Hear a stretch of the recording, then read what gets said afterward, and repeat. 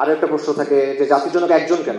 প্রথম ইস্যুটা হলো বাঙালি নিয়ে। বাঙালি তো বলা হয় হাজার বছরের বাংলা, হাজার বছরের বাঙালি জাতি।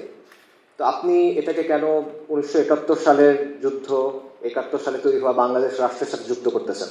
বাংলাদেশে ওই উগ্র বাঙালি জাতীয়তাবাদী যেটা সেকুলারিজম, ওটা আসলে দুর্বল হয়ে গেছে অনেক। এবং ইসলাম দিচ্ছেন কে? খালেক, মাখলুকের জন্য তিনি দিচ্ছেন। যে সৃষ্টিকর্তা, উনি সৃষ্টির জন্য এটা দিচ্ছেন। বর্তমানে যে বাঙালি পরিচয়টা আছে সেটার পেছনে দুইটা ঐতিহাসিক ঘটনা আছে যেটা এই পরিচয়টা তৈরি করছে। একটা হলো বেঙ্গল রেনেসন্স, আর একটা হলো বাঙালি জাতীয়তাবাদী আন্দোলন।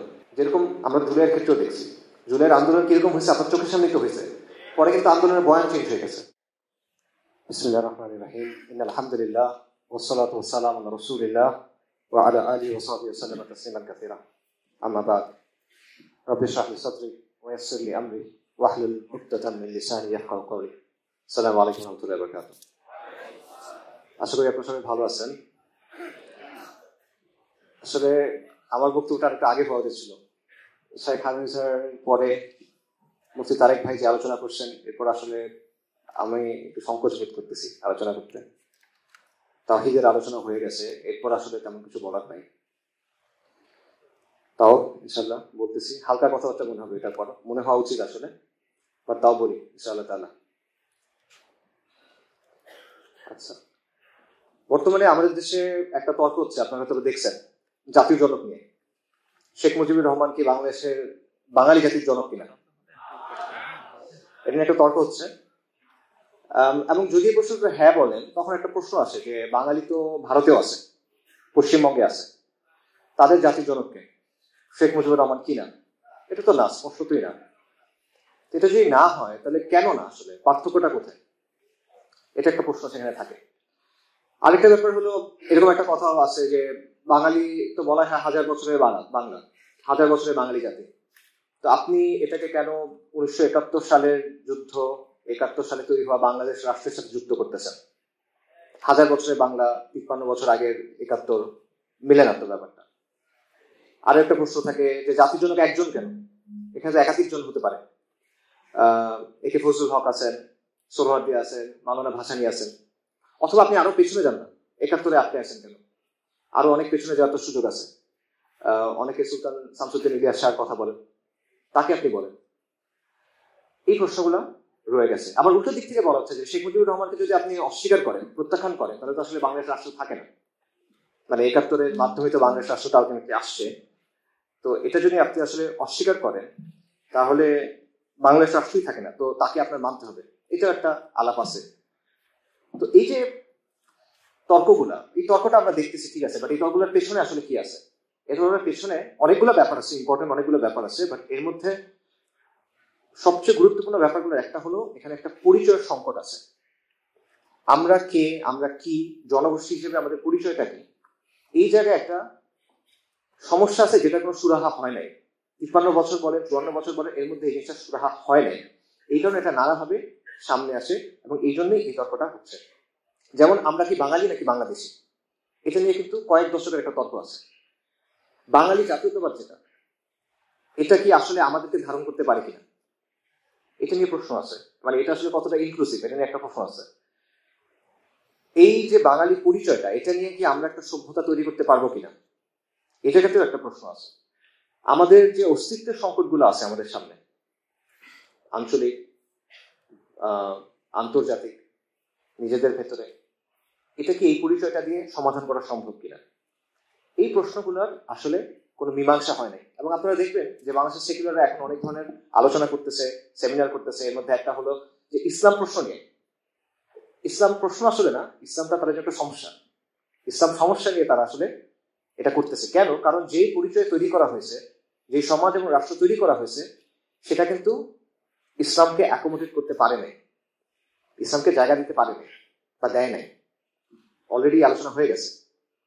তো এই কারণে এই সমস্যাগুলো রয়ে গেছে, যেটা আসলে মীমাংসা হয় নাই। তো আত্মপরিচয়ের এই সংকটটা, এটা আসলে সমাধান করা জরুরি। এটা কেন জরুরি? কারণ আপনি যদি কোনো জনগোষ্ঠীকে, অনেকগুলো মানুষকে আপনি যদি চান যে তারা একটা শক্তিশালী হিসেবে, মানে যারা শক্তিশালী হিসেবে দাঁড়াবে এবং তারা একটা সভ্যতা তৈরি করবে, তখন তাদের একটা গ্রুপ আইডেন্টিটি লাগে, তাদের একটা সামাজিক সংহতি লাগে, তাদের একটা কালেকটিভ স্পিরিট লাগে। যেটার মাধ্যমে যেটাকে পুঁজি করে তারা সভ্যতা তৈরি করবে, সমাজ তৈরি করবে, যেটা এটার ভিত্তি হিসেবে কাজ করবে। এটা কার কথা? এটা ইবনে খালদুনের কথা। ইবনে খালদুন বলতেছেন যে আসাবিয়া নামে একটা জিনিস আছে যেটা চালিকা শক্তি হিসেবে কাজ করে সমাজ বা গোষ্ঠী বা জাতির। আসাবিয়ার একটা অর্থ, হাদিসের একটা অর্থ আছে যেটা নেতিবাচক অর্থ। ইবনে খালদুন একটু ডিফারেন্ট অর্থে ইউজ করছেন। উনি একটা গ্রুপ আইডেন্টিটি, সোশ্যাল কোহেশন এই অর্থে ইউজ করছেন, সামাজিক সংহতি বা গ্রুপ আইডেন্টিটি হিসেবে। এবং এটা শুধু ইবনে খালদুন না, এটা অনেকের কথায় আছে। এমিল ডোরকে একজন সোশিওলজিস্ট আছে, তাকে সমাজবিজ্ঞানের জনক বলা হয়। তার একটা আইডিয়া আছে কালেকটিভ কনসিয়াসনেস, যে একটা সমাজের মানুষের মধ্যে শেয়ার যে বিশ্বাস, শেয়ার যে মূল্যবোধ থাকে, শেয়ার যে নর্মস থাকে, ঠিক আছে, এটাকে বলা হয়, এটা সমাজকে একত্রিত করে। এটা হলো কালেকটিভ কনসিয়াসনেস। এটা হলো একটা আঠার মতো যেটা সমাজকে এক করে রাখে। হেগেলের একটা কথা আছে ফোলস গাইস্ট। এটা মানে হলো পিপল স্পিরিট। সহজ ভাষায় এটা অর্থ হলো একটা সমাজের সামষ্টিক, সাংস্কৃতিক এবং রুহানি পরিচয়, আধ্যাত্মিক পরিচয়, স্পিরিচুয়াল পরিচয়, যে এটার ভিত্তিতে ওই সমাজের আইন, ওই সমাজের প্রথা, ওই সমাজের প্রতিষ্ঠান তৈরি হয়। এটার ভিত্তিতে ওই সমাজের ঐতিহাসিক যে পথ চলা, এটা নির্ধারিত হয়। এটা আপনার লাগবে, এটা ছাড়া হবে না।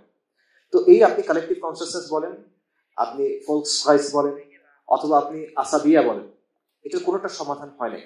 বাঙালি জাতীয়তাবাদ এগুলো আসলে দিতে পারতেছে না। বাঙালি জাতীয়তাবাদ এই সমস্যার সমাধান করতে পারতেছে না, এই পারপাস গুলো সার্ভ করতে পারতেছে না। এবং এই জায়গায় আত্মীয় পরিচয়ের সংকটটা আছে। এবং এই সংকটটা শুধুমাত্র ব্যক্তির জন্য না, এটা আসলে ব্যক্তির জন্য সমস্যা না, এটা সমস্যা মূলত সমাজের জন্য। এটা সমস্যাটা রাজনৈতিক, এটা সমস্যাটা সামাজিক, এটা সমস্যাটা সাংস্কৃতিক, ঠিক আছে। এবং সমাজের মধ্যে যদি একটা পরিচয় না থাকে, তাহলে সমাজের মধ্যে ফ্র্যাগমেন্টেশন হয়, বিভাজন হয়। এবং সেই বিভাজনের ফলে সমাজের মধ্যে অস্থিরতা দেখা দেয়, শাপলা শাহবাগ বা অন্যান্য আরো অনেক ধরনের বিভাজন এটা তৈরি হতে থাকবে। এবং এটা যতক্ষণ হবে ততক্ষণ আপনি আগাতে পারবেন না, তখন আপনি নিজের সমস্যার সমাধান করায় ব্যস্ত থাকবেন, আপনি আগাইতে পারবেন না। আপনি যে একটা শক্তি হিসেবে পৃথিবীতে হাজির হবেন, একটা সভ্যতা তৈরি করবেন, এটা আসলে পসিবল হবে না। তো এই জায়গাটাতেই আমাদের আলোচনাটা, যে এখানে একটা প্রবলেম আছে, এই প্রবলেমটা নিয়ে আলোচনা করা। তো এই আলোচনাটা স্ট্রাকচারটা আসলে কিরকম হওয়া উচিত? ইউজুয়ালি যেটা হয় যে প্রথমে বাঙালি জাতীয়তাবাদ নিয়ে কিছু আলোচনা হবে, তারপর বাঙালি বাংলাদেশি এই বাইনারিটা নিয়ে কিছু আলোচনা হবে, তারপর হয়তো একটা কনক্লুশনের দিকে যাবে। আমি আসলে এভাবে আলোচনা করতে চাচ্ছি না। আমি যেটা চাচ্ছি সেটা হলো প্রথমে ইসলামের জায়গা থেকে এই অবস্থানটা কেমন সেটা আমরা একটু বোঝা দরকার। এটা কেন বোঝা দরকার? কারণ হলো ইসলামটা হলো আলটিমেটলি আমাদের মাপকাঠি, কোরআন হলো আর ফুরকান। এবং যে কোনো কন্টেনশাস ইস্যু, যে কোনো ইস্যু যেখানে মতপার্থক্য আছে, এখানে যদি আপনি আপনার মাপকাঠিটা ঠিক করতে পারেন, আপনি যদি মৌলিক জায়গাটা ক্লিয়ার করেন, তাহলে অনেক কিছু তখন বোঝা সহজ হয়ে যায়। যে জিনিসটা নর্মালি মনে হবে অনেক জটিল, কমপ্লেক্স, সেটা আপনি দেখবেন মোটামুটি সহজ হয়ে যাবে। এবং আমরা যেহেতু ইসলামকে একটা পূর্ণাঙ্গ জীবন বিধান হিসেবে দেখি, ইসলামকে আমরা একটা ওয়ার্ল্ড ভিউ হিসেবে দেখি, ইসলামকে আমরা একটা সিস্টেম হিসেবে দেখি, তাই অবভিয়াসলি ইসলামের জায়গা থেকে আমাদের সলিউশন গুলো চিন্তা করতে হবে। এবং এটা আমাদের অবস্থান না, এটা কোরআন এবং সুন্নাহর অবস্থা, এবং এটা সালাফুস সালেহিনের অবস্থা, সাহাবায়ে কেরাম রাদিয়াল্লাহু আনহুম আজমাইনের অবস্থান। তারা দ্বীন ইসলামকে এভাবেই বুঝছেন, এভাবেই দেখছেন। তো আমরা ইসলামের জায়গাটা দেখার চেষ্টা করি। ইসলামের জায়গা থেকে ইসলাম হলো দীনুল ফিতরা। দীনুল ফিতরা মানে কি? মানুষের যে প্রকৃতি আছে, মানব প্রকৃতি যেটা আছে, এটার সাথে ইসলাম সামঞ্জস্যপূর্ণ। জীবনের যে চাহিদা আছে, জীবনের যে বাস্তবতা আছে, এটার সাথে ইসলাম সামঞ্জস্যপূর্ণ। এবং ইসলাম কোন একটা নির্দিষ্ট সময়ে, কোন একটা নির্দিষ্ট অঞ্চলের জন্য আসে নাই, কোন একটা নির্দিষ্ট জনগোষ্ঠীর জন্য আসে নাই, এটা আসছে কিয়ামত পর্যন্ত সবার জন্য। তার মানে কি? তার মানে হলো ইসলামের প্রশস্ততা আছে, ইসলামের সবকিছুকে অ্যাকোমোডেট করতে হবে, তাই না? আপনি যদি বলেন এটা সমগ্র মানব জাতির জন্য, কিয়ামত পর্যন্ত সব অঞ্চলের জন্য, তার মানে সবাই এটার মধ্যে আসতে পারবে। এবং ইসলাম দিচ্ছেন কি? কে? খালেক, মাখলুকের জন্য তিনি দিচ্ছেন, যিনি সৃষ্টিকর্তা, উনি সৃষ্টির জন্য এটা দিচ্ছেন। তাই এটা অবশ্যই মানুষ, মানে ওই গাড়ির ম্যানুয়াল গাড়ির সাথে মিলে, তাই না? এবং গাড়ি যিনি বানাইছেন উনি কিন্তু গাড়ির ম্যানুয়াল দিতে পারেন। আচ্ছা, তো এই জন্য ইসলামের ব্যাপারটা হলো এই ক্ষেত্রে, পার্টিকুলারলি এই ক্ষেত্রে স্থানীয় কালচারের ব্যাপারে বা স্থানীয় সংস্কৃতির ব্যাপারে, সমাজের ব্যাপারে, ইসলাম কিছু মৌলিক প্যারামিটার সেট করে দিচ্ছে, এমন কিছু সীমানা দিয়ে দিচ্ছে। এর ভেতরে আপনি জায়গা আছে বিভিন্ন জিনিস চুজ করার। কিছু এক্সাম্পল দেখি আমরা। যেমন মনে করেন ইসলাম এক অঞ্চলের খাদ্যাভ্যাস, খাদ্য, এক অঞ্চলের পোশাক, এক অঞ্চলের সামাজিক রীতিনীতি আরেক জায়গার উপর কিন্তু চাপায় দেয় না। ধরেন আরবরা খাবার খায়, তারা কিন্তু মশলা খায় না খাবারে খুব একটা। আবার আমরা স্পাইসি ছাড়া খাবার তেমন একটা জমে না আমাদের। ইসলাম কিন্তু আপনাকে বলে নেই যে আপনি আরবের খাবার পছন্দ করতে হবে। ভাষার ক্ষেত্রে দেখেন, ইসলাম কিন্তু আপনাকে বলে নেই, ধরেন আফ্রিকার কোনো মানুষকে ইসলাম কিন্তু বলতেছে না যে তুমি পারস্যের ভাষায় কথা বলো অথবা পারস্যের মানুষের বলতেছে না তুমি আফ্রিকার ভাষায় কথা বলো।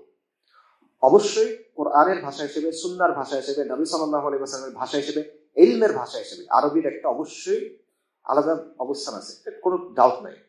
কিন্তু কোনো ভাষাকে ইসলাম কিন্তু নাকচ করে না। বাংলাকে হিন্দুয়ানি ভাষা বলে একটা প্রচারণা এখানে ছিল, এটা কিন্তু ইসলামের অবস্থান না। এটা হলো পাকিস্তানি যারা এলিট ছিল, পাঞ্জাবি যারা এলিট ছিল তাদের অবস্থান, এটা ইসলামের তো কোনো অবস্থান না। একইভাবে দেখেন ইসলাম বৈচিত্র্য অ্যাকোমোডেট করে।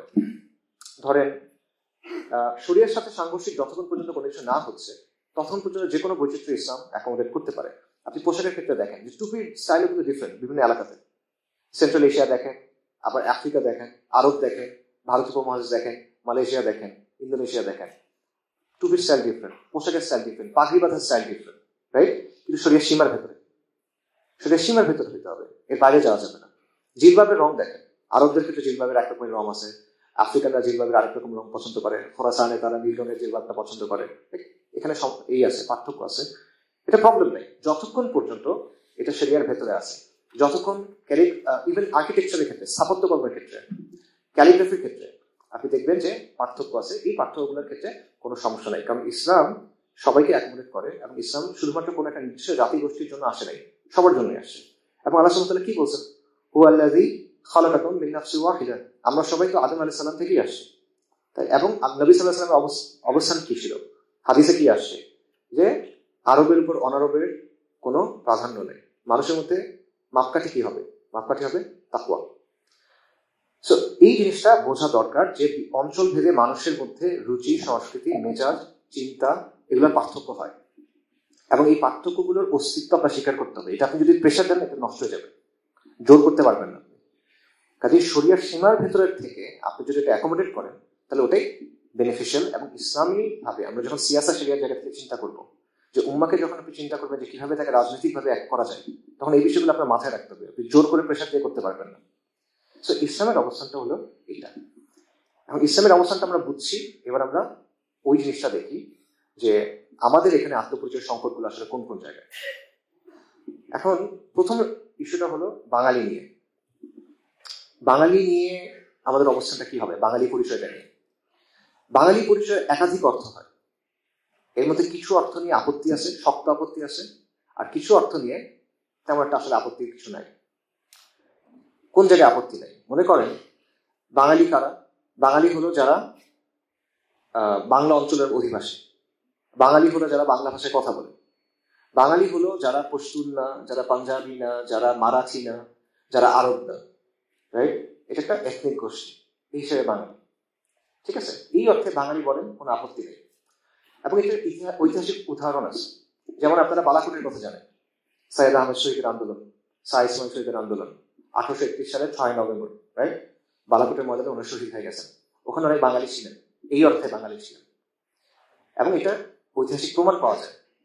পাকিস্তানের একজন বিখ্যাত ঐতিহাসিক আছেন গোলাম মেহের রসুল, উনি ওনার বইয়ে বালাকোটে যারা শহীদ হয়েছেন বা সৈয়দ আহমেদ শহীদের কাফেলায় যারা সদস্য ছিলেন তাদের নামের লিস্ট আনছেন, এবং সেই লিস্টের মধ্যে আপনি দেখবেন একজন বাঙালির নাম আছে, ওনার নাম হলো নূর মোহাম্মদ বাঙ্গালী, এই নামে আছে। উনি বাংলাদেশে নূর মোহাম্মদ নিজামপুরি রাহিমাহুল্লাহ নামে পরিচিত।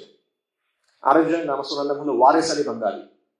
এবং ওনার একজন বিখ্যাত ব্যক্তি আছে, ওনার নাম হলো মাওলানা গাজী ইমাদউদ্দিন আল বাঙ্গালী, ঠিক আছে? তো দেখেন ওনাদের নামের অংশে বাঙালিটা নামের অংশ হয়ে গেছে, অর্থাৎ বাঙালিরা তাদের পরিচয়ের অংশ, নামের অংশ হয়ে গেছে। এবং এই ব্যাপারে মাসিক আল কাউসারে মাওলানা শরীফ মোহাম্মদের একটা লেখা আছে, আপনারা এটা পড়তে পারেন মাসিক আল কাউসারে। তো এই অর্থে দেখেন ওইখানে কিন্তু বাঙালি কোনো সমস্যা নাই, আসছে তো এথনিক পরিচয়, বাংলা অঞ্চলের মানুষ, বাংলা ভাষী, এথনিক্যালি বাঙালি, নো প্রবলেম। আচ্ছা, আরো এক্সাম্পল দেখেন, 1400 এবং 15 শতাব্দীতে, আজকে থেকে প্রায় 600 বছর পূর্বে হিজাজে, বিশেষ করে মক্কা এবং মদিনাতে কিছু মাদ্রাসা ছিল, এগুলোর নাম ছিল মাদ্রাসা আল বাঙ্গালিয়া। কেন? কারণ বাংলার সুলতান যারা ছিল তাদের অধ্যয়নে এই মাদ্রাসাগুলো তৈরি হয়েছিল, বিশেষ করে গিয়াসউদ্দিন, সুলতান গিয়াসউদ্দিন আজম শাহ। ওনার শাসনকাল কখন? 1390 থেকে 1411 পর্যন্ত। এই সময়ে ওনার অর্থায়নে বিশেষভাবে মক্কাতে এবং মদিনাতে কিছু মাদ্রাসা তৈরি হয়েছিল, এবং ওনার নাম ছিল মাদ্রাসা সুলতানিয়া আল গিয়াসিয়া আল বাঙ্গালিয়া। তাহলে আবারও দেখেন এখানেও কিন্তু বাঙালি আসছে, কোনো সমস্যা নেই। এবং অবশ্যই সুলতানি আমলের বাঙালি যে অধ্যায় সুলতান শামসুদ্দিন ইলিয়াস শাহর যে অবস্থান, এটা নিয়ে তো আসলে কারো কোনো তর্কের কিছু নাই, এখানে আমরা কোনো প্রবলেমেটিক কিছু নাই। আপত্তিটা কোথায় আসলে? তাহলে আপত্তির জায়গা দুইটা। প্রথম জায়গাটা চিন্তা করে একটা সহজ প্রশ্নের জায়গা থেকে, যে ঠিক আছে একটা সংস্কৃতি আছে, একটা ইসলাম আছে, মানে ইসলাম একটা জিনিস, সংস্কৃতি একটা জিনিস, দুটো যখন মিলতেছে ওকে। যখন দুটোর মধ্যে সাংঘর্ষিকতা দেখা দিবে, ইসলাম একটা জিনিস বলতেছে, সংস্কৃতি একটা জিনিস বলতেছে, তখন আপনি প্রাধান্য দিবেন কোনটাকে? কোনটা আপনি আগে দিবেন? এই জায়গাটায় এসে আসলে সমস্যাটা তৈরি হবে। যতক্ষণ মিলে তখন আসলে সমস্যা নেই, যখন মানে সাংঘর্ষিকতা হয়, কনফ্লিক্ট হয়, তখনই প্রবলেম। এবং এখানে তো অবশ্যই আপনি কোনো একটাকে প্রাধান্য দিতে হবে, একটাকে প্রাধান্য দিবেন, একটা অধীনস্থ হবে। অধীনস্থ কোনটা হবে? তো এই জায়গায় সেকুলারদের অবস্থান এবং মুমিনদের অবস্থান ক্লিয়ার। সেকুলারদের অবস্থান হলো এখানে প্রাধান্য পাবে সংস্কৃতি, মুমিনদের অবস্থান হলো এখানে প্রাধান্য পাবে ইসলাম। ইসলাম সবসময় প্রাধান্য পাবে, সবকিছুর উপর প্রাধান্য পাবে, তাওহীদ সবকিছুর শুরুতে, তাওহীদ সবকিছুর শেষে। কিন্তু মাঝখানে যারা, তাদের অবস্থানটা হলো প্রবলেম। আচ্ছা, এবং আপনি দেখেন ইসলামের যত বিধিবিধান নিয়ে সেকুলারদের যত আপত্তি আছে, তাদের যত কথাবার্তা, সেগুলো মূল বিষয়টা আসলে কি? মূল বিষয়টা তো এইটাই যে আমরা একটা জিনিস পছন্দ করতেছি, তোমার ইসলাম এর সাথে মিলতেছে না, সেটা বাদ দাও, বাদ দিয়ে যতটুকু আছে এটা রাখো, এটাই তো কথা।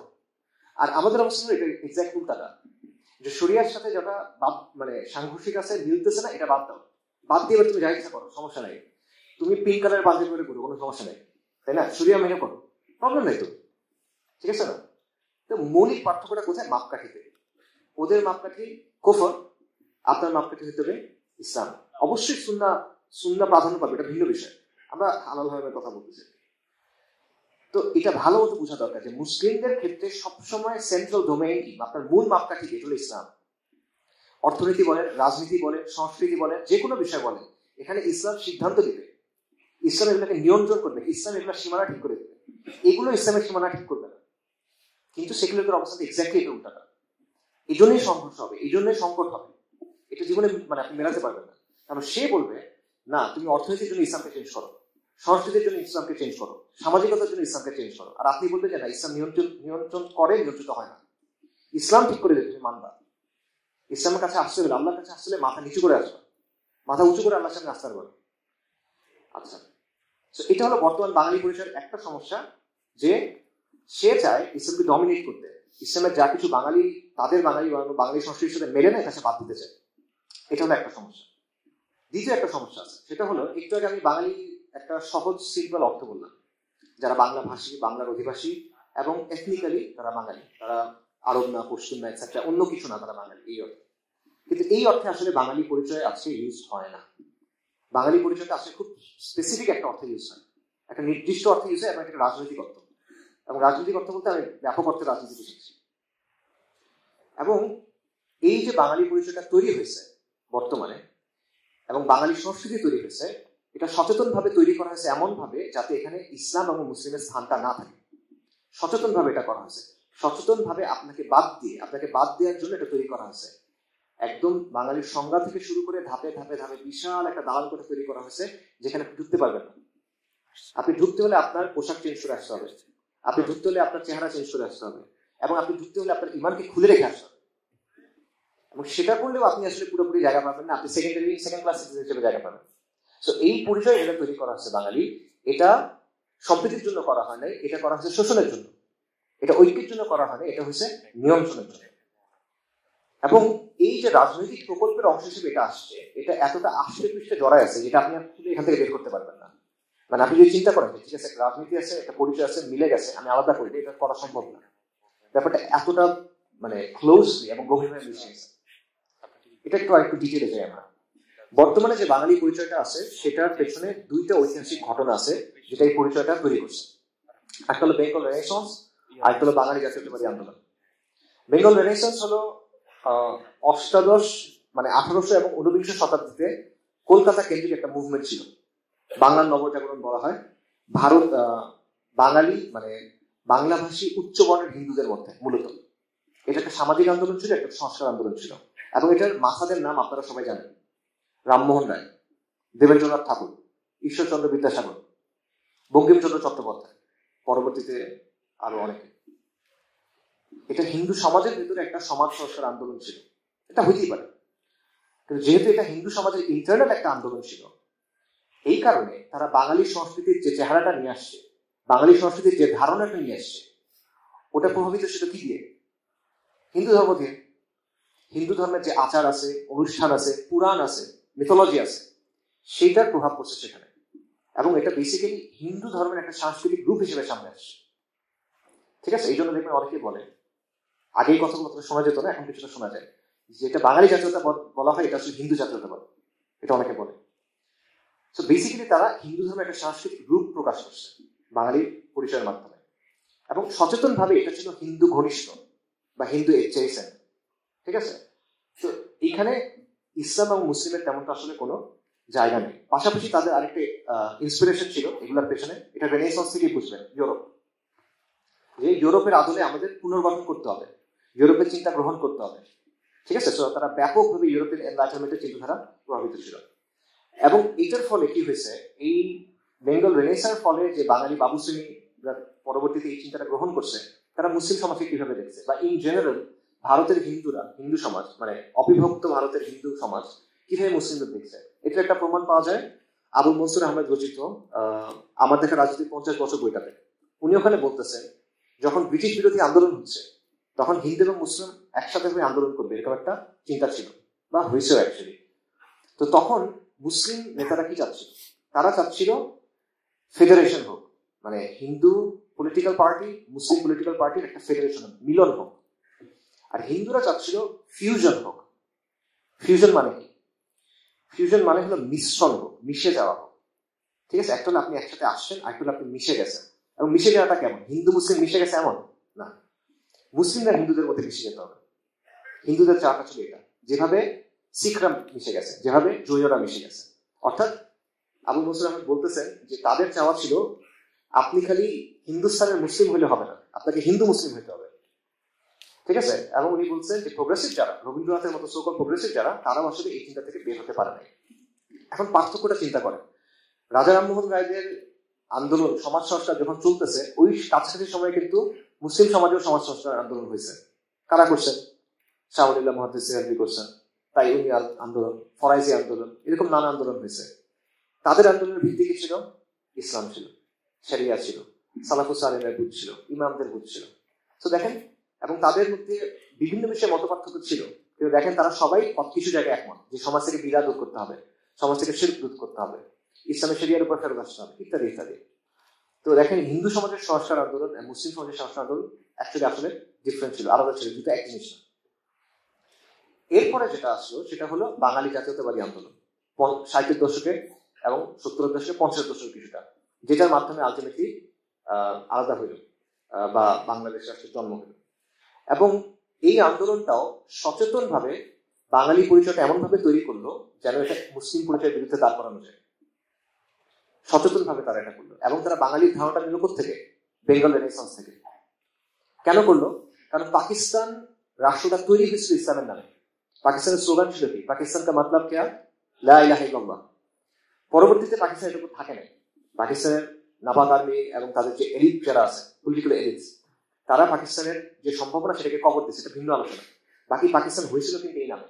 আপনি যখন পাকিস্তান পরিচয়টার এগেনস্টে, পাকিস্তানি পরিচয়ের এগেনস্টে একটা আলাদা পরিচয় আনবেন, তখন আপনি অবশ্যই মুসলিম পরিচয়ের এগেনস্টে পরিচয়টা আনতেছেন। বাঙালি পরিচয়টাকে আপনি তৈরি করতেছেন তখন ইসলামকে এক্সক্লুড করে, ইসলামকে বাদ দিয়ে। এই জন্য যেহেতু তারা একটা কাউন্টার পরিচয় তৈরি করতেছে, মুসলিম পাকিস্তানি এটার কাউন্টার পরিচয় তৈরি করতে যাচ্ছে, তাই তারা বাঙালির ধারণাটা এভাবে তৈরি করছে। এবং পাশাপাশি যে জিনিসটা হয়েছে, বেঙ্গল রেনেসার মতো এরাও ওই যে পাশ্চাত্যের যে চিন্তা ভাবনা সেগুলো দ্বারা প্রভাবিত ছিল, যে কারণে আপনি দেখেন বাংলাদেশের মানুষ জানে না, কিন্তু 72-এর সংবিধানে কি চলে আসছে? গণতন্ত্র, সমাজতন্ত্র, সেকুলারিজম, আরেকটা কি? ডেমোক্রেসি। এই জিনিসটা চলে আসছে, মানুষ জানেও না কিন্তু চলে আসছে। আচ্ছা, এখানে একটা বিষয় আছে, সেটা হলো আমরা বেঙ্গল রেনেসার কথা বললাম, এটা হলো 1800 এবং 1900 শতাব্দী। এরপর আমরা বললাম বাঙালি জাতীয়তাবাদী আন্দোলন, যেটা হলো 1950-60 এই সময়টা।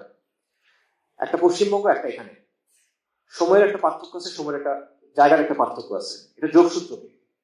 এটা যোগসূত্র আছে। যোগসূত্র হলো গত শতাব্দীর প্রথম অংশে এইখানে যে মুসলিম মধ্যবিত্ত সমাজটা আস্তে আস্তে তৈরি হচ্ছিল, শিক্ষিত মধ্যবিত্ত সমাজ, এরাও বাঙালির ওই ধারণাটা গ্রহণ করছিল যেটা বেঙ্গল রেনেসান্স থেকে আসছিল। যেমন মুসলিম সাহিত্য সমাজ নামে একটা সংগঠন ছিল, আপনারা স্কুলে হয়তো বা পড়ছেন, কাজী মোতাহার হোসেনের কিছু লেখাপড়ার সমিতি, শিখা নামে একটা পত্রিকা ছিল। এই পত্রিকা এই মুসলিম সাহিত্য সমাজের ওই সময় কিছু আন্দোলন তারা তৈরি করছিল। এটা তারা আন্দোলনের নাম তারা বলছিল বুদ্ধি মুক্তির আন্দোলন। এবং বেসিক্যালি এরা মুসলিম সমাজের মানুষ, মুসলিম সাহিত্য সমাজ নাম দিয়ে মুসলিম পরিচয়কে তারা ওন করে, কিন্তু পরিচয়ের জায়গা থেকে তারা বাঙালির ওই সংজ্ঞাটা নিয়েছে, কলকাতা থেকে আসাটা, এবং আদর্শিকভাবে এরা সেকুলার। শুধু সেকুলার না, এদের মধ্যে অনেকে ছিল কমিউনিজম দ্বারা প্রভাবিত। যেমন এই আন্দোলনের একদম মাথা যারা কাজী মোতাহার হোসেন ছিলেন, কাজী আব্দুল ওয়াদুদ ছিলেন, আবুল হোসেন ছিলেন। আবুল হোসেনের লেখাই আছে বাংলার বলশি। বলশি মানে হলো বলশেভিক। রাশিয়াতে যে কমিউনিস্ট বিপ্লব হয়েছে, যে পার্টি এটা করছে সেটার নাম হলো বলশেভিক পার্টি। তো সেটার আলোকে সে বলছে বাংলার বলশি, মানে তাদের চিন্তা ছিল এগুলো। অর্থাৎ একদিকে তারা মুসলিম পরিচয় ওন করে, আরেকদিকে তারা সেকুলার, আরেকদিকে তারা ওখান থেকে বাঙালি ধারণাটা গ্রহণ করছে, এবং এই ধর্ম নিরপেক্ষ বা অসাম্প্রদায়িক বাঙালি পরিচয় এটার আইকন হিসেবে তারা সামনে রাখছে কাকে? রবীন্দ্রনাথ ঠাকুরকে। একটা জগা খিচুড়ি। এবং এই জগা খিচুড়িটাই আপনারা পরের যে জেনারেশনটা আছে, যারা গিয়ে বাঙালি জাতীয়তাবাদ আন্দোলনটা করছে, সিরাজুল আলম খান এটসেট্রা এটসেট্রা, তাদের মধ্যে দেখবেন একই রকম ভাবে কমিউনিজম আছে, জাতীয়তাবাদ আছে, রবীন্দ্রনাথ আছে, সবকিছু একটু আছে। আচ্ছা, এই আলোচনা করতে গেলে আরেকটা কোয়েশ্চেন চলে আসে, সেটা হলো বাংলাদেশের সেকুলারদের অনেকেই কথাটা বলে, সেটা হলো যে ৭১ আমরা আসলে ইসলামকে প্রত্যাখ্যান করছি, নাউজুবিল্লাহ, এখানকার মানুষ। কেন? কারণ পাকিস্তান ছিল একটা ইসলামিক প্রজাতন্ত্র, ইসলামিক রিপাবলিক অফ পাকিস্তান, আর বাংলাদেশ হলো পিপলস রিপাবলিক, গণপ্রজাতন্ত্র। তাহলে আপনি ইসলামকে প্রত্যাখ্যান করলেন। পাকিস্তান তৈরি হচ্ছে দ্বিজাতি তত্ত্বের উপরে, টু নেশন থিওরি, হিন্দু আলাদা, মুসলিম আলাদা। আপনি তো পাকিস্তান থেকে আলাদা হয়ে গেছেন, তার মানে আপনি এটা প্রত্যাখ্যান করছেন, এরকম একটা কথা। অথবা নতুন কথা আসছে এখন, যেটা যে ৭১ আমরা পাকিস্তানের ইসলামটা প্রত্যাখ্যান করছি, আমরা বাংলার ইসলাম গ্রহণ করছি, এরকম কথা এখন বলা হচ্ছে। তো এই ব্যাপারটা আসলে কিরকম? তো ৭১ নিয়ে আলোচনাটা আসলে অনেক বিস্তৃত, এবং এটা নিয়ে আসলে আলাদা আলাদা আলোচনা হওয়ার দরকার। এই বিষয়টা আমাদের ভালো মতো বোঝা দরকার, এটা একটা গুরুত্বপূর্ণ জায়গা। এখন এটা সময় নেই, আমরা সংক্ষেপে যদি বলি, ৭১ বেসিক্যালি কোনো মতাদর্শিক ব্যাপার ছিল না, এটা ছিল একটা সার্ভাইভালের বিষয়, আত্মরক্ষার একটা বিষয়। দেখেন, ৭১ নেতৃত্ব কে দিচ্ছে? আওয়ামী লীগ, শেখ মুজিবুর রহমান। এটা তো অস্বীকার করতে পারবেন, বাস্তবতা তো এটা অস্বীকার করার সুযোগ আছে নাই। আচ্ছা, তারা তো নির্বাচনে জিতলো। ৭ই মার্চের পরে ২৪শে মার্চ পর্যন্ত তো শেখ মুজিবুর রহমান একবার ইয়াহিয়ার সাথে, একবার জুলফিকার আলী ভুট্টোর সাথে মিটিং করতেছে। মিটিং শেষে বাইরে হয়েছে বলতে যে হ্যাঁ অগ্রগতি হইতেছে, হচ্ছে না, এগুলো বলতেছে না। তো আপনি যদি ৭ই মার্চে স্বাধীনতার ঘোষণা দেন, তাহলে আপনি এটা কেন করতেছেন? না, Mujib was eager to go to power, সে হেড অফ স্টেট হতে চাচ্ছে, এটা প্রমাণিত, তাই না? তাদের তো কোনো পরিকল্পনা নাই। যে রাজনৈতিক দল এটা নেতৃত্ব দিচ্ছে, তাদের তো কোনো এজেন্ডা নাই। এটা সে ক্ষমতা যেতে যাচ্ছে, নিয়মতান্ত্রিক নির্বাচন করছে, নির্বাচনে জিতছে, সে ক্ষমতায় যেতে চায়, স্বাধীনতা দিয়ে কিছু কথা তারা বলছে।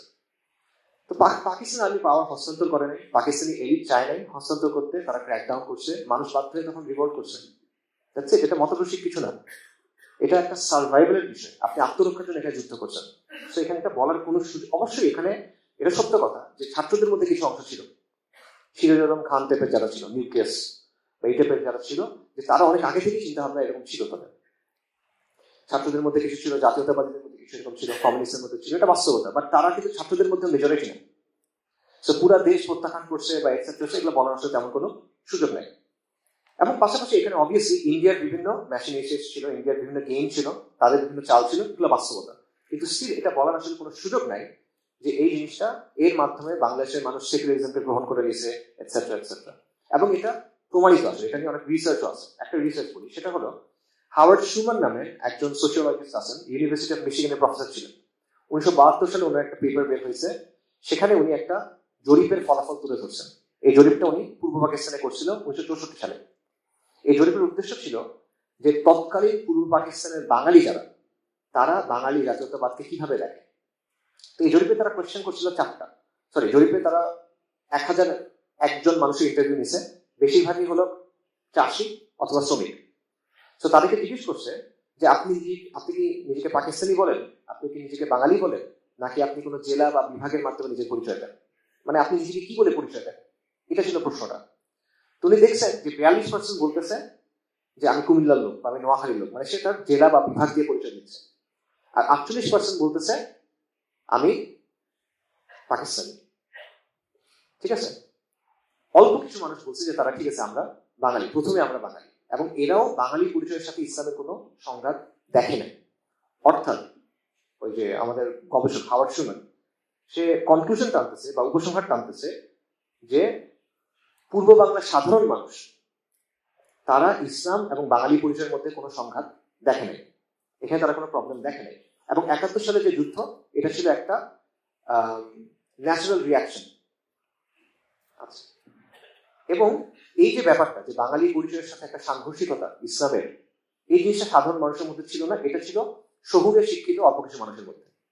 ঠিক আছে, কাজে এই যে কথাবার্তাগুলো বলা, এটা খালি এটা একটা না, অনেক জায়গা থেকে প্রমাণিত যে এই কথাটা বলা যে 71-এর যুদ্ধ হয়েছে, বাংলাদেশ পাকিস্তান থেকে আলাদা হয়েছে, তার মানে সামহাও আমরা ইসলামকে রিজেক্ট করছি, নাউজুবিল্লাহ, বা সেকুলারিজমকে বাংলাদেশের মানুষ গ্রহণ করে নিয়েছে, সেকুলারিজমের জন্য যুদ্ধ হয়েছে, এগুলো কথা, এগুলো জাস্ট রেট্রোস্পেক্টিভ। আপনি পরে এসে বলতেছেন, যেরকম আমরা জুলাইয়ের ক্ষেত্রেও দেখছি, জুলাইয়ের আন্দোলন কিরকম হয়েছে আপনার চোখের সামনে তো হয়েছে, পরে কিন্তু আন্দোলনের বয়ান চেঞ্জ হয়ে গেছে, তাই না? সেই জিনিসটা এখানে হয়েছে। একটা স্লোগান ছিল তুমি কি আমি কি রাজাকার রাজাকার, এই স্লোগান কিন্তু পরে চেঞ্জ হয়ে গেছে, তাই না? একইভাবে ওই হয়েছে, এরপরে আপনি সংবিধান যখন হয়েছে সেখানে অনেক জিনিসগুলো চলে আসে, এরকম একটা ব্যাপার হয়েছে। সো বাঙালি পরিচয় নিয়ে সমস্যাটা কোথায়? সমস্যাটা হলো আমরা দুটো জিনিস দেখলাম যেখান থেকে বাঙালি পরিচয়টা তৈরি হয়েছে, একটা হলো বেঙ্গল রেনেসাঁ, একটা হলো বাঙালি জাতীয়তাবাদী আন্দোলন। একটা বাঙালি পরিচয়কে তৈরি করছে পৌত্তলিকতার সাংস্কৃতিক রূপ হিসেবে, শিল্পের সাংস্কৃতিক রূপ হিসেবে, আরেকটা বাঙালিত্বকে দেখছে মুসলিম পরিচয়ের বিকল্প হিসেবে। এখানে ইসলামের জায়গা করি, আপনার জায়গা করি। এবং 71-এর পর কি হয়েছে, এই দুটার মিশ্রণের ফলে একটা পরিচয় তৈরি হয়েছে, এবং বর্তমানে বাঙালি বলে এটাই বোঝানো হয়, বর্তমানে বাঙালি সংস্কৃতি বলে এটাই বোঝানো হয়, বর্তমানে বাঙালিয়ানা বলতেও এটাই বোঝানো হয়। এটা হলো বাস্তবতা। এবং আমি যে সিম্পল অর্থটা বললাম, বাঙালি মানে বাংলায় কথা বলে এক্সেপ্ট এক্সেপ্ট, ওটা কিন্তু এখন আর নাই।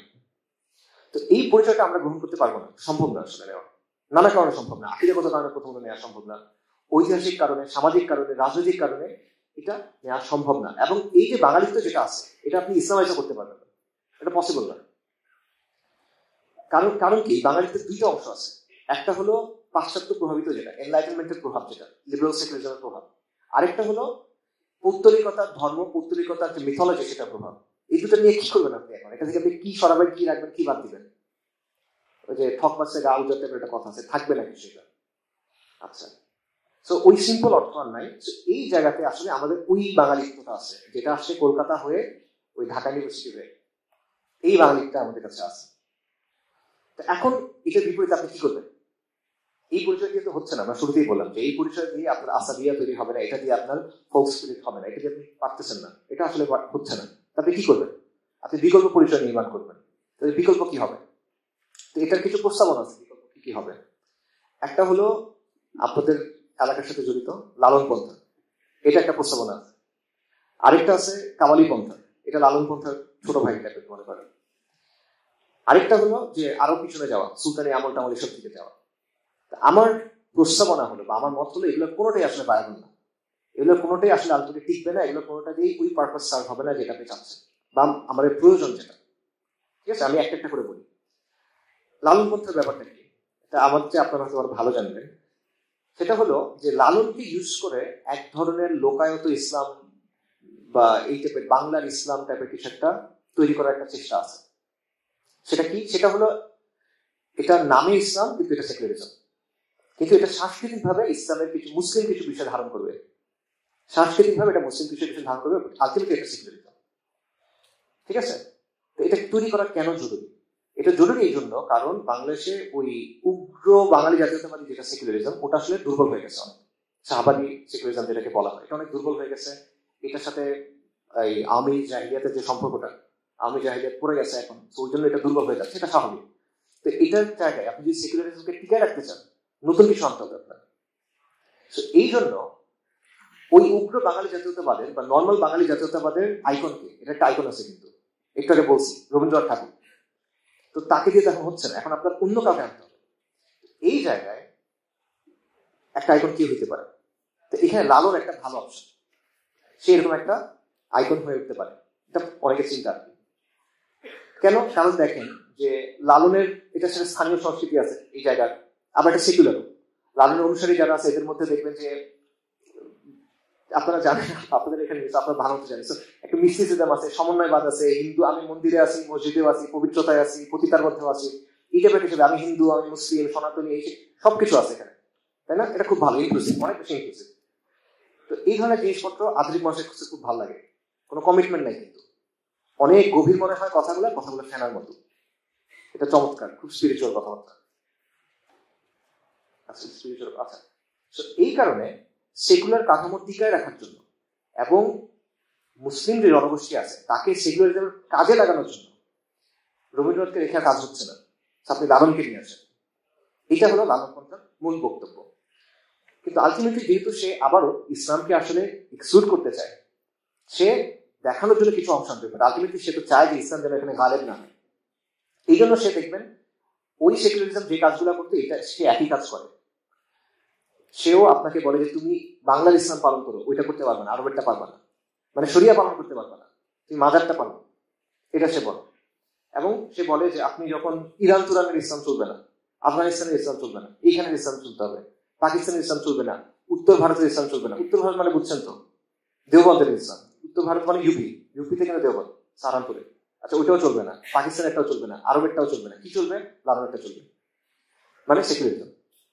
আচ্ছা, সো এই জন্য এই প্রসেসটা ওখানে আছে। সো আলটিমেটলি ওই যে মিতা হকের কথা ছিল যে তুমি মুসলিম ভালো কথা, তুমি বাঙালি না কেন, এটাও সেম কথা।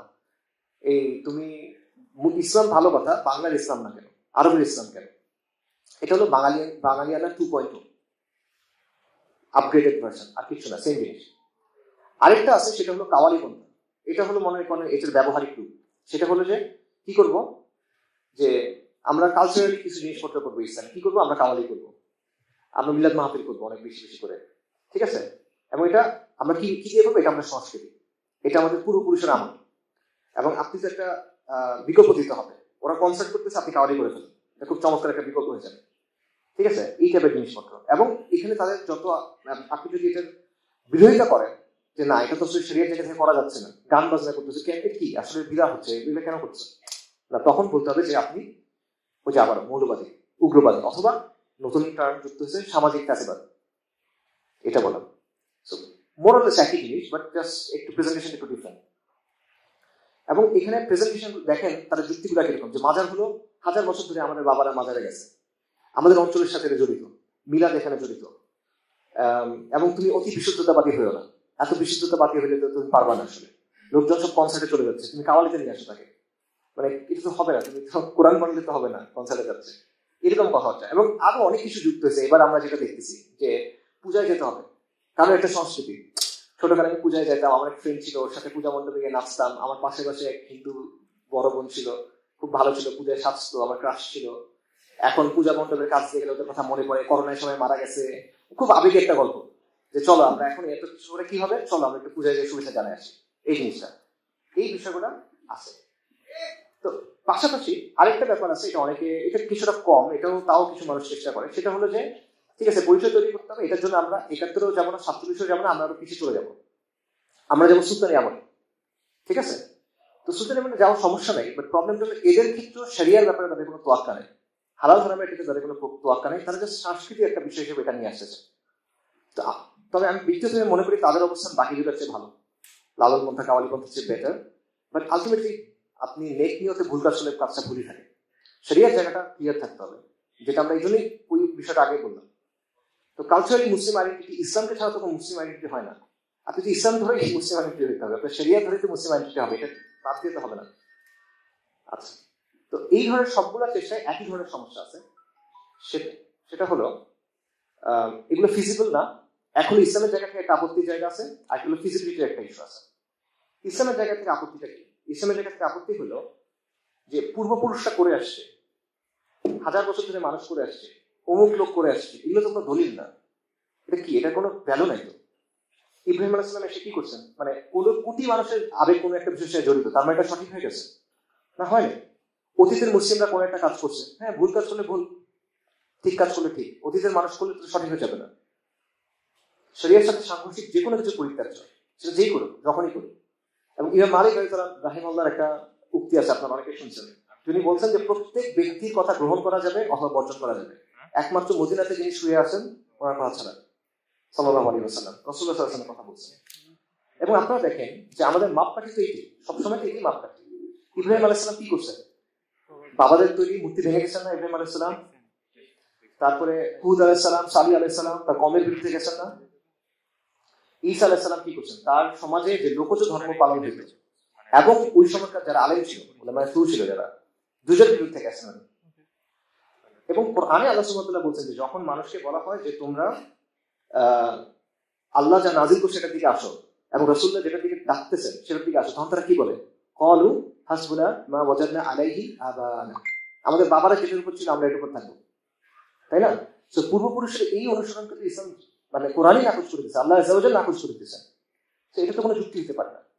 পাশাপাশি দেখেন যে আপনি যদি মানে সাংস্কৃতিক সমৃদ্ধির কথা বলেন, শিরকি সংস্কৃতির চেয়ে সমৃদ্ধ কোনো সংস্কৃতি আসলে হইতে পারে না। কেন হইতে পারে না? কারণ ওদের কন্টিনিউয়াস নাচ গান আছে, তাদের কন্টিনিউয়াস উৎসব আছে, 12 মাসে 13 পার্বণ, এটা বাস্তব। যে কোনো শিল্পী সংস্কৃতি পৃথিবীর যে কোনো জায়গায়, এটাই তাদের উৎসব, এটার মধ্যে ইবাদত হয়, শিল্পের নাচ থাকে, গান থাকে, মেয়ে থাকে, নানা জিনিস থাকে, ঠিক আছে না? এটা আপনি কোনোভাবে কাউন্টার করা সম্ভব না, আপনি পারবেন না, সমান সমান কিছু আপনি মানাইতে পারবেন না, পসিবল। আপনি দেখেন যে এখন আপনি বলবেন যে ঠিক আছে ও এটা করছে আমার এটা করতে হবে, তো হয় না। আপনার শরীরের জায়গা থেকে দিন ইসলামের জায়গা থেকে নিশ্চিত চিন্তা করতে হবে। এবং আপনি বলবেন যে ঠিক আছে আমি ইসলামকে শক্তিশালী করবো, মুসলিমদের শক্তিশালী করবো, এইটা করার জন্য আমি হালাল হারাম মানবো না, এটা করার জন্য আমি বিদআত মানবো না, তাহলে আলটিমেটলি আপনি থাকবেনটা কই? আপনি সাংস্কৃতিক যুদ্ধ করবেন কিন্তু আপনার আকীদার অবস্থা নষ্ট হয়ে গেল। আপনি সাংস্কৃতিক যুদ্ধ করবেন কিন্তু আপনি আপনার ঈমানটা নষ্ট করে ফেলেন, তাহলে তো হলো না। যুদ্ধ করার পর কি জয় করবেন? কি কিছু তো থাকবেন, আপনি শেষ হয়ে গেছেন, আপনি তার জায়গায় চলে গেছেন, তখন হলো না। আসলে একটা মজার কথা বলি, সেটা হলো যে ভারত কিন্তু এগুলোর বিরুদ্ধে না।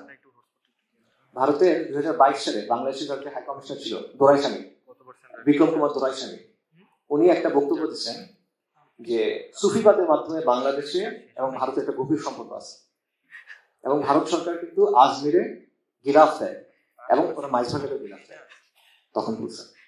এবং সে বলছে যে কি সুফিবাদ হলো ইসলাম প্রচারের মাধ্যম, এটা একটা শান্তিপূর্ণ মানে জিনিস, খুব ভালো একটা শান্তিপূর্ণ একটা মতবাদ। এবং নরেন্দ্র মোদী সে কিন্তু কাওয়ালি ভক্ত, আপনি ইউটিউবে ভিডিও পাবেন, কাওয়ালি শুনতেছে, খুব সমস্যার, চোখে মনে একটু পানি টানি আসছে। সো এটা দিয়ে এখন আপনি বুঝেন যে আপনি আপনার অস্তিত্ব সংকট কেমনে মোকাবেলা করবেন এই জিনিসটি।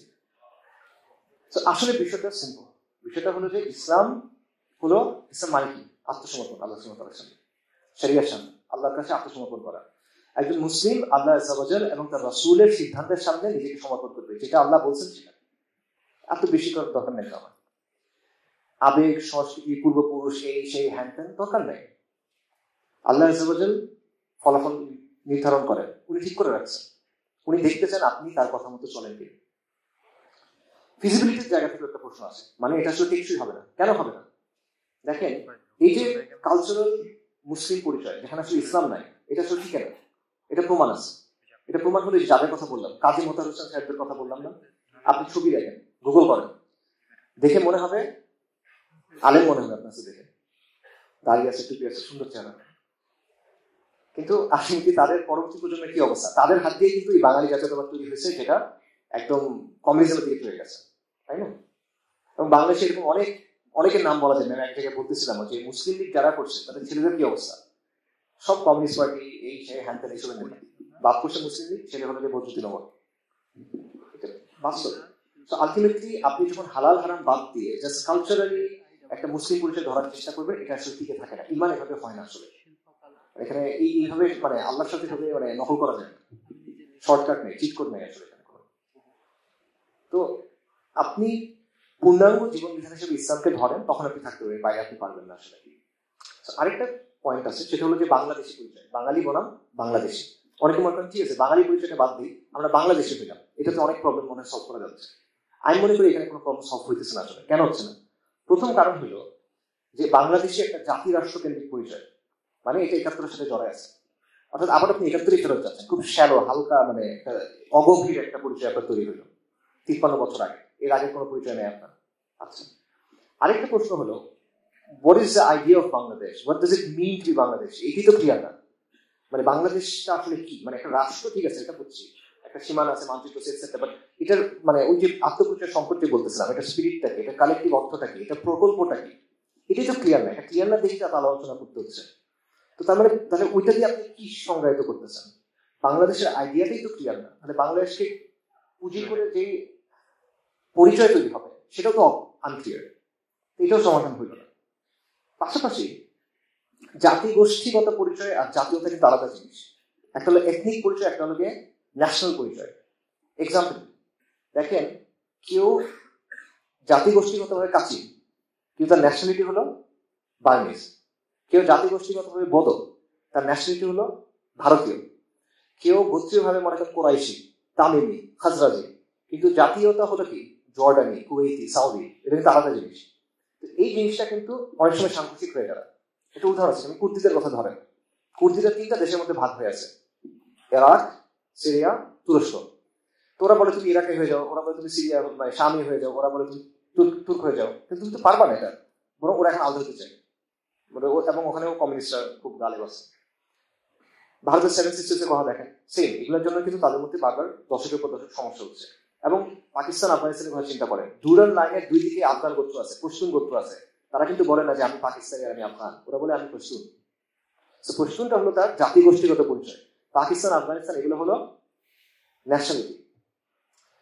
আমার নিজের কথা বলছি, আমার দাদার কথা বলি। আমার দাদা মারা গেছেন 1994 সালে, রাহিমাহুল্লাহ। আঞ্চলিকভাবে উনি চট্টগ্রামের মানুষ, বংশীয়ভাবে সৈয়দ বংশ। কিন্তু ওনার জাতীয়তা কি? 1920 সালে ওনার জাতীয়তা কি ছিল? 1960 জাতীয়তা কি?